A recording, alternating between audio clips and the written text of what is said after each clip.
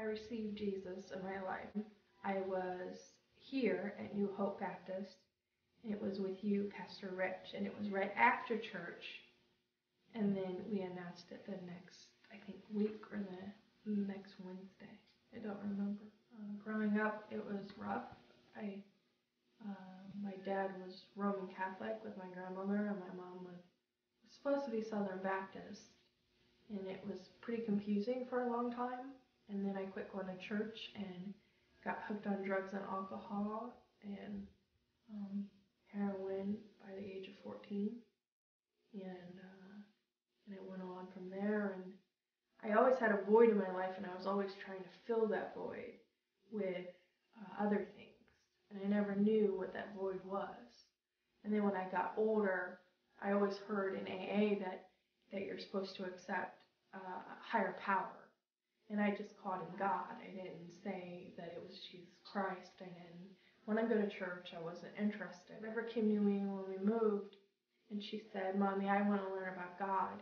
I want to go to church." She talked me into it, and she kept asking. So it was more harping than anything. And I said, finally gave in. I said, fine, we will go to church. And I asked Paula Daniels about the church, if we would fit in, or if it was okay, or if it was relaxed, or what it was. And she mentioned the church she goes to, which is here, the New Hope. And I told her I would come. So then she asked me every week, "Are you coming to church? Are you going to be there?" And I told her once I was going to be there and never came. And then I came after probably a month of her asking me if I was going to miss you at church, little things like that. And then I came and I sat in the back of the church, and then River was all over the place because she wanted to come so bad. And we just started coming. And then Rich came, and we before I accepted, it was hard. It was a void.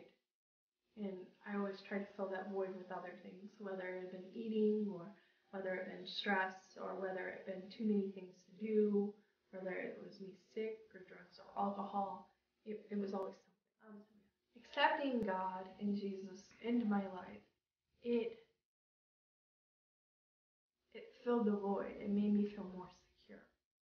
I know that God's always there, and I can always count on Him, no matter what I do, except for things that He would rather me not do.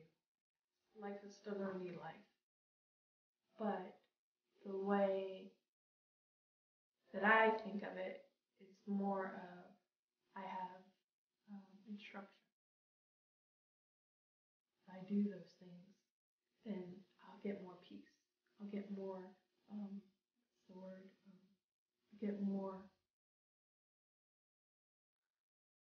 one of those. Since then, I've struggled with things like everybody does, but I still go back to Him, and I still have that.